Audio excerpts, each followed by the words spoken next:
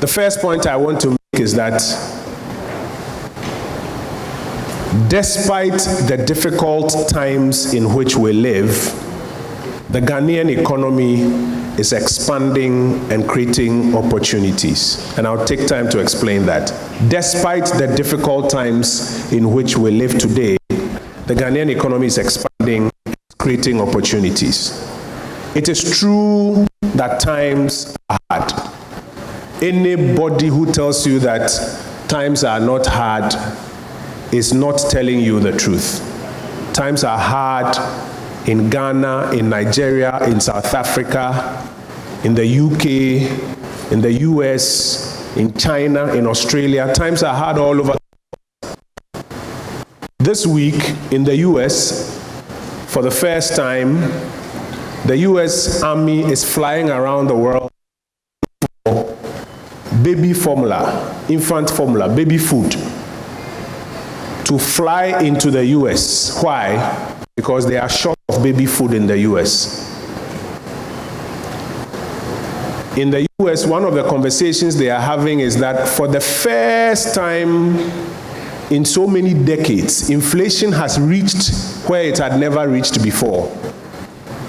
In the UK, they are having a similar conversation that inflation has reached where it has never reached before, I think in about 40 years.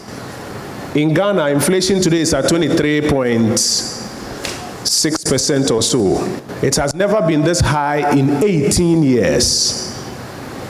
There are parts of the world that today, if you went to the market to buy oil, cooking oil, you will not be allowed to buy more than 1 gallon because they are afraid they are running into shortage. There are fears that very soon it may be difficult to find bread on the markets in parts of Africa because wheat, a good chunk of the wheat that is exported around the world no longer be exported because of some issues around the Black Sea area, which I'm sure you're familiar with.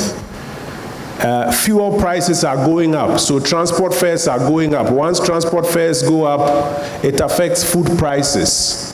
Once food prices start going up, everybody else starts increasing their prices. I heard a story of a girlfriend telling her boyfriend that you can't still be giving me that same amount of money,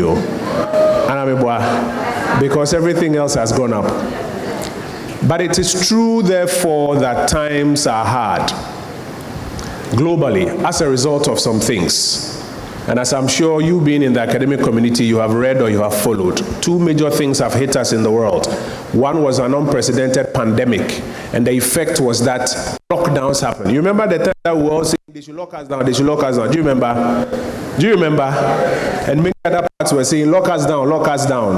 Well, the effect of a lockdown is that productivity goes down and supply chains. So somebody manufactures a car, but that car requires a brake pad from some factory somewhere. So once there are lockdowns, the brake pad cannot come, the steering wheel cannot come. If you order the car, you can't get it. If you order, today if you look at the inflation figures in Ghana, one of the things that is contributing, I think item number 2, is the cost of imported electrical gadgets, phones, televisions, radio sets. Why? Because the little parts are no longer being manufactured at that same quantity in some of the factories in Asia. So COVID is home. And then you have the conflict in the Black Sea area.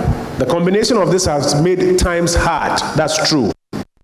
But despite the fact that times are hard, the Ghanaian economy is still expanding and is creating a lot of opportunity for those who can spot the opportunities and take advantage of it. Last year, Ghana's economy grew. While everybody's economy was still struggling, Ghana's economy grew by about 5.4%. Do you know where the bulk of that growth came from? Do you know where it came from? Agriculture. One of the things that a lot of people are planting and is getting a lot of export into West Africa, it's in other places, is maize. Ebro. So the Ghanaian economy is expanding, and it's expanding both in the public sector and in the private sector.